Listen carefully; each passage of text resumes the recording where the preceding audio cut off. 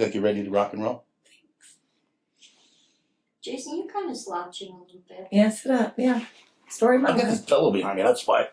It's a lumbar. There you go. Yeah. Is that better? Yeah, that's much better. Could have just taken a yardstick like my grandma used to. Back of that head.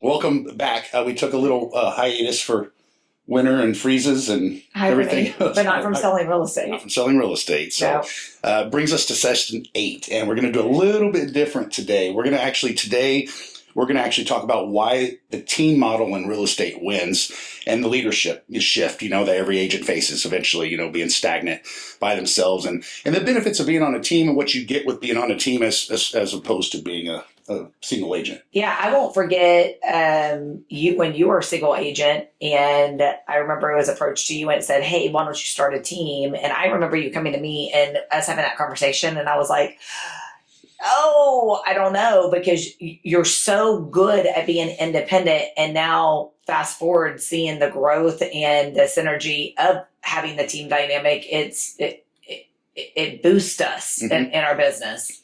There's a time in every agent's career, whether it's 2 years, 4 years, 7 years, that you hit a ceiling. You hit a ceiling. Maybe you're not challenged. Maybe you're not feeling challenged. Maybe you become stagnant. Maybe you feel isolated from everybody else, right? And that's what they say is, that being on a team turns that isolation into collaboration because you have someone to bounce off of. Yeah, and I didn't have that opportunity. I never was a solo agent because it was always us and then the team dynamic. But one of the things that I will tell you is it can be very lonely in real estate because you do a lot of stuff independently. And so you do need that team dynamic to make you feel like human when you're going through struggles and challenges and every day. And that's with any business, right? Like, I don't think there is a business. Like, I don't know. I was just making a reel the other day and comparing real estate and being an entrepreneur, and I was comparing it to any, my hairdresser or a dental office or any other business. There's always a team. Mm-hmm. We joke and we love our dentist office and just the dynamic, the family that it creates in the culture. Yeah, totally 100%. Most agents, when they're somewhere, and I'm sure anybody that's an agent out there that's in the real estate business, they hear the term, the grass is greener, right? Well, we always say the grass is greener where you water it. So you can go to 15 different brokerages. And most of the time people leave because they think they're leaving for money. But in actuality, they're leaving because they have a lack of support, clarity, they have lack of room to grow. Mm-hmm. Pardon me. But so the grass is greener where you water it. You can keep taking yourself and putting yourself in different brokerages and different scenarios. But until you have that mirror and you look into it and you realize, okay, there's some things I need to do. And having a team helps hold you accountable on things like that. And feeling like you belong. I think belonging is key. Like, obviously, and like I said, in any industry, you see that. And in teaching, it was that way. You would have teachers that would, job hop districts. And it's because they didn't have that sense of belonging. But also, I think a key thing is, with a team and the culture that you build is making sure that individual agent, their voice is heard. So whether they come up with a new idea or they come up with, or they're sharing their challenges or their hurdles, they don't feel like they're the only person and they're going to be judged, right? Because nobody wants to be judged by and feel insecure, right? And you also have a cheering squad. Being on a team, we do a weekly mindset meeting every Monday. And we just had one today. We did. It went really well. And we always make sure to start with a win in our meetings. So we go to all the agents on our team, and it could be something big. It could be something small. I think mine was organizing my shop finally over the weekend. That was my win. It doesn't have to be real estate related because the truth is, and we touched on this on our meeting too, is a lot of the times we get clients, it's because we're organically real. Right? Yes. Authentic. We've talked about that in past podcasts before, is being real, being authentic, and relating. As soon as you relate with someone, the walls are down. Mm-hmm. And being on a team, sometimes you might not be knowing something needs to be fixed unless it's pointed out to you. So we don't have a problem doing that with each other, is, pointing out to each other. Yeah, I think that one of the things that we do is where I'm real and raw with somebody. I mentor our agents weekly. And, whether it's 30 minutes that we bounce ideas off or an hour that we bounce ideas off, it's like we're both real and raw. And I don't mind. I love it because they give me feedback too. And I'm like, hey, you pointed out something that I could correct or I could fix, and then vice versa. Mhm. So it's always a win-win.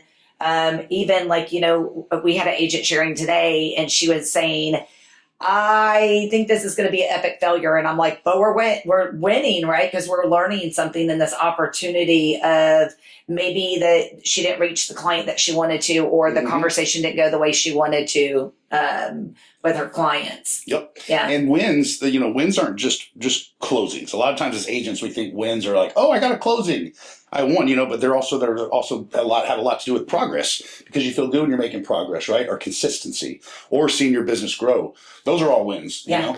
When your phone rings because somebody referred you, or and it's not spam. When it rings and it's not potential spam risk. We have fun with those though too. That'll be a whole nother fun. Well, and like we're having our award ceremony coming up, and no matter the award ceremony, right? It's the culture that it brings. So it's celebrating somebody else. So if you're by yourself, then there's not like a whole bunch of, you don't have a whole bunch of cheerleading behind you. But then when you go to a brokerage that has a team dynamic, you're all celebrating for each other. And paying it forward too. We have agents that come on our team that have only been in the business for 2 months, 3 months, and they got the deer in the headlights look. And it's not until we're able to sit down and say, look, you don't have to learn it all at one time. Let's learn this, this, and this. Let's compartmentalize, and we'll get you through it.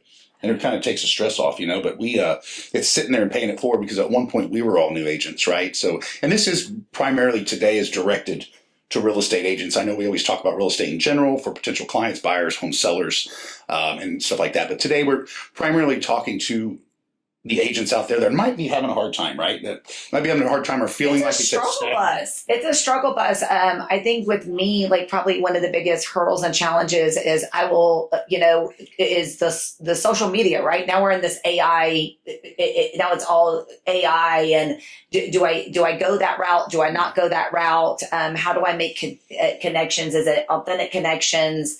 And there's just really the honesty is there's so much out there, and guiding and mentoring someone in their business, right? Because it is like a little business, right? Each agent is owning and operating their own business. And how do you help them be an entrepreneur with a team and within the brokerage? And that's one of the first things we do when we sit down with new agents that come over to our team is we say, ask them what their niche is, right? Ask them what their niche is. We have one agent, she was a veteran herself. And so she wanted to really get into VA. So we poured into that. So what we pour into one agent, we might not pour into the other, right? It's going to be something totally different. But she's been wildly successful at that on the VA side. And we have other agents that just like land and ranch. And some just want to be buyer's agents, which is okay. But one of the biggest things for me that I get asked is, how did we raise the boys? And how do you have a family? Like, how do you not, I go back to that compartmentalized portion, is how do you have a family? You have to drop your kids off at school. You have to pick them up from school, and you have meetings. And I'm like, you just do it together. You merge it together. There's no separation. It's a family and a business working together. I had someone chuckle the other day because I was telling them about when our boys are 17 and 14 now, but when they were, 5 and 8, we had these door hangers, and like if there's a home for rent or a for sale by owner, I'd have the boys run up and put the thing on the door. Yeah, the door I'd tell them if it leads to a sale, I'm going to give you $20. And I mean, 5 or 8, that's a lot. So I incorporated that, and then they would fight over, it's my turn. No, it's my turn. Dad said I could go now. But now you have to up the ante. Yeah, they get more expensive. Why is that? The older they get, the more expensive it is. And then they come ask like it's no big deal. Like, Dad, I want a Nintendo Switch 2, $400 and $500. Well, I was thinking more like, hey, can I have $50 to take my girlfriend out to lunch? And I'm I said, I don't go to lunch. We don't even go out to lunch. You want to take her to Panera Bread? Come on. That's like for half a sandwich and a soup, isn't it? Like $77. I love Panera though. Jeez. Rabbit hole. One of the things too is that we get is the training. Is a lot of agents, they don't know where they need training. And so I think it's easy for someone to look on the outside and say, hey, I see that you are an expert in new homes and you've got that niche for it. So let's layer on now for another, let's, get some access to more training and bring that in and add another layer to your business. And we've seen that huge shift in real estate over the different years. I always use our lake and our lakes or dams near us when that broke and there was a hardship. That were agents that were selling real estate on the water, and then when that real estate was kind of, no pun intended, dead in the water, then they had to make a shift into something different. So making sure that we're training people and pouring into their business in layers, without overwhelming them, and help making your business adaptable. That's the biggest. One of the biggest reasons businesses don't succeed is they have one business plan set in one way, one realm, one sphere. You can't do that with an ever changing market like real estate, especially. I mean, we get new laws multiple times every year, January, September, whatever it may be. So your business has to be adaptable, and we show you tools and ways to do that. And if you're out there listening, the primary focus of this is just to get you in the mindset working. It's not to recruit. We do recruit. We are growing our team, but that's just, it gives you something to think about. And this is the whole accountability thing and the coaching thing. Yeah, and it's not just for real estate, it's any business. So like I said, if you're a hairdresser and you're trying to grow your business and think about different dynamics, if you're stuck in a rut, right? It's easy for us to do. My mentor and coaching, when I mentor and coach different agents, it's different topics. And I think one of the biggest things is people are so hard on themselves. We tell ourselves this story. It's like almost a made up story about why we can't be successful, and we're insecure about something. And having somebody on the other side to tell you, hey, you're doing a great job, or you're in the right direction. I think that's the biggest thing. I know I'm guilty of it. Even with submitting a contract or going to meet a client, I can make up the story about the way I think it's going to go. And that's not the way the cards fall at all. Right. And having somebody to bounce those ideas off, going, okay, I'm doing the right thing. I know that I'm doing the right thing. I'm a profession in this business, but having, that backup. And also too, with the one of the many benefits of being on a team dynamic is I said accountability already, but the discipline side of things. I think we talked about in our last team meeting last week that our biggest luxury we have is to be our own bosses, and we have the luxury of time, but our biggest crutch we have is the exact same thing. Oh yeah. Right? Because I'm my own boss. If I won't want to get up till 8 o'clock in the morning, I don't have to. But you can't do that. You got to be disciplined. And having the accountability, having a mentor or accountability coach, Melinda, she has weekly accountability sessions and coaching sessions with our agents. And I think that is really great because you don't just talk about real estate. You talk about life. And what's going on. Because like you just said, pouring into people. Yeah, your life and your business have to evolve as one. Too many times people don't set it up that way. And, the business is going good. Then, unfortunately, heaven forbid, or whatever, a child gets sick, or you have a spouse that gets sick, or a mother or father's in the hospital. Then you don't push the pause button on your business to go do that. Yes, they're more important, of course. But you have to be able to have your business evolve, and circle in life with you, if that makes any sense. Yeah, and a lot of times I see people where I'm talking to someone and they're very passionate about one thing, and they keep bringing that up because they're very passionate about it, but they're not integrating it with their business. Yeah. And I'll give you an example. Is I have an agent that works for us, or she's on our team. She doesn't technically work for us, but she's with us, and she loves animals. Like, she loves fostering animals. She likes going through pet rescue. She has partnered with them, so she helps raise money, and anybody that refers, she gives a percentage of the proceeds back to that charity. Awesome. And I was like, hey, you're constantly, this is what I hear, hear what you're passionate about, but I don't see that in your business plan.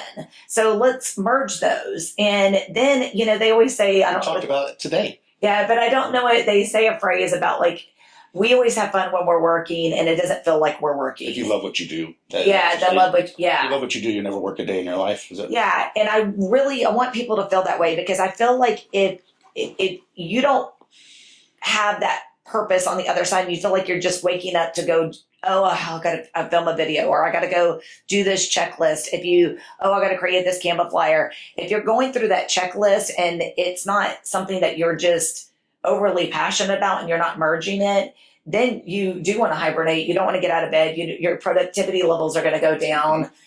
You're not going to feel productive.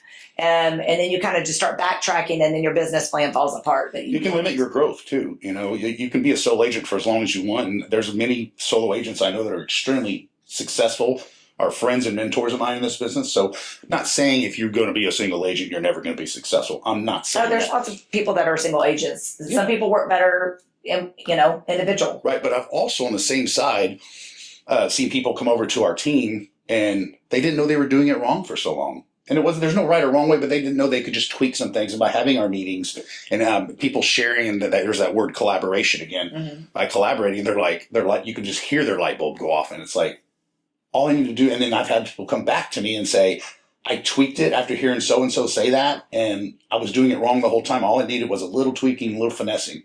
And so that's huge, man. Or motivating.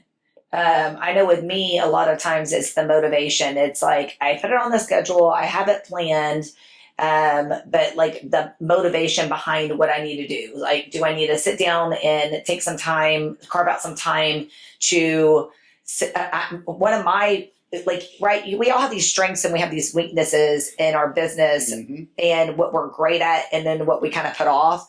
And I will tell you, anything that has to do with the computer and like physically be stationary and work on the computer, that is my weakness. But if I see somebody else doing that, I'm like, okay, I'm going to carve out the time. I'm going to sit down and do it at this specific time and put it in motion. And me and you are really good at doing that too with each other, saying, hey, you didn't do this, and we'll call each other out. And we believe that, this might sound cliche, but I believe that like culture is the real retention tool. They have the old saying, train them well enough to leave, treat them well enough to stay, right? But truly what we try to create in our team dynamic is a culture. Is basically, hey, look, we're family. We're here for you, whatever you need, good or bad. Let's share it. Let's get it off your chest. Let's move forward. Or, hey, if you're stuck, let me go to that listing appointment with you. Or, where can I help you grow in your business? I think I get on the agents' nerves on our team because I feel like I'm saying that like 20 times a week. Like, I'm here if you need anything at all. Call me if you need me.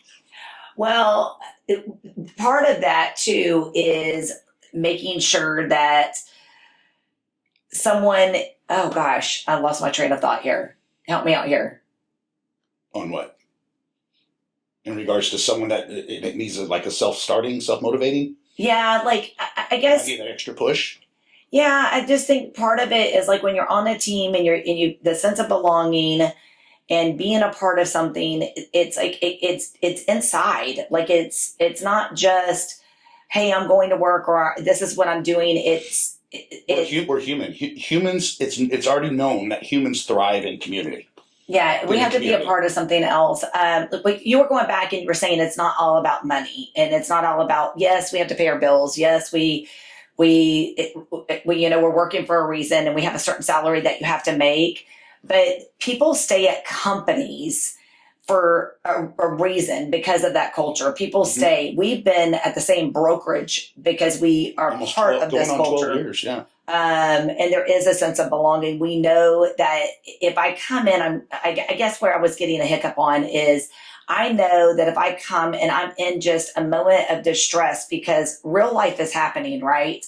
A family dynamic maybe have changed in my life, or maybe something I'm working through problems with my kids. Right now, we had some changes with one of our kids in school, and so when those things happen, it's not just about work when it comes to the team. It's like I can vent for a few minutes and say, "Hey, I got to pause." And I just need to share this with somebody, and it's relatable. Mm-hmm. Like somebody else cares on the other side and is listening to me. And so I think the pouring into people and, like I said, feeling a part of belonging. Yeah, and on a totally flip side of that, and I'm glad you brought that up, the totally flip side of it, there is some in regards to finances, because anybody that's out there is listening right now that's in real estate knows it's a very expensive career to be in. Mm-hmm. You have your dues, your marketing, everything, your fees, your brokerage fees, your splits, everything. So there's a lot of stuff that goes into it. But another benefit of being on a team is if you get on the right team, is you have help with all that. You have help with the multiple MLSs, so it helps you be more efficient for your clients. You have help with the marketing, with yard signs, with everything else. Yeah. I was going to share, I know you sparked something earlier that I was going to share. I still give you the spark after 10 years? Yes. Is the team thing too, is like going back to the whole family dynamic and stuff, is like, if you have some life happens, right? And let's say that you woke up and you had an open house scheduled and you were sick, or you got a flat tire, or whatever life happened. I had to bring my cat to the vet this week. It was kind of one of those weird things. And I was like, oh, how do I squeeze this in? You have a team that can rely. So you can call us and say, somebody on your team, hey, can you go open the doors and show my client this house? And it's always paid forward too, because you might help so-and-so one week, but then that person is going to help someone else. Hey, can you help me market this listing that I need to market on social media or in your own groups, or email blast? Can you host an open house for me at one of the listings that I have? So it's this full circle. It's not just you trying to sell one individual listing. It's the team is doing it. The brokerage is doing it. Like, we collaborate together and synergize. Yep. So, we've touched a lot on that, basically about why, the benefits of being a team as opposed to being by yourself out there. And if you have questions, and if you're an agent out there, and you're testing the water, or possibly thinking about, changing, or maybe let me try this team dynamic. I like what they had to say. Don't hesitate to reach out. We're all over social media, and we're never too busy for our clients. We're never too busy for our agents. No, there's so many times where I've sat down or met someone and we've coffee chat and said, hey, if this is something that you want to do. One of our dear friends, I sat down with her. She was technically my client. And I said, hey, I think that I'm doing an overall view of where you're at in your life right now. And I'm like, I think that you need to get your real estate license. I see how you're operating your other business. I think you can plug into that and operate your real estate business the same way. She's killing it. She's killing it. So just like that, it might be where I'm not encouraging you to come over to our team, or I might encourage you to grow in your own team or grow your own team. So we have people that have come on our team, and there's a reason, a season, and a lifetime. Oh yeah. Right? That's our motto. Yeah. Reason, season, lifetime. So you might be here for a reason, or you might be here for just a season, or you might be here for a lifetime. Either way, though, we always still have those relationships with our agents that go on and want to excel in their careers or do whatever they want to do. You even have people come back. So yeah, and the support, like we go back and we always say, we've felt a part of this family. The support, like even us, being in the business for a while, we just brainstorm and pop some ideas off about the big RE/MAX conference that we have. And I said, Jason's going to step out and step out of his comfort zone, right? We all have to go out that uncomfortable. We talked about that in the beginning of our podcast series. Is being comfortable with being uncomfortable. Being comfortable with being uncomfortable, and we're both pushing each other to try new things. Yep. So I'm excited for next year and our plan for this year. Yeah. So if you're looking for leadership, looking for growth, in a place where you're supported and not just counted, we want to have you. Yeah, we really would. So we'll have some more information on that for sure. Last session, we talked about buying or selling your home in a buyer's market. Yeah. Which is a big topic. And it still is. Yeah, it's not going to change for a while. Right. So we had a question, and this is a really hard question to answer, because the question was, how long can I expect my home to be on the market? Yeah. I don't have a crystal ball. It used to be. Do you have yours still, crystal ball? Yeah. I don't have one. But here's an answer to that. We used to say 90 days. I used to say 45 days and then 90 days. And then I'm like, oh, but you have we have this magic equation that we try to go by. Right. So trust your professional that you trust to come in your home and give you their professional advice. We are looking at the numbers every day. We're walking through homes with buyers every day, so we're hearing everything the buyers are saying. So that's like insider trading. We have all that information for you. So Here's your answer to your question. How long is it going to be on the market? We don't have that exact day. We can give you numbers on the averages, but we can give you everything you need to make sure that we're setting you up for success for a quicker sell. So listen to your professionals, whether it's us or someone else that you hire to sell your home. They're going to make recommendations on price.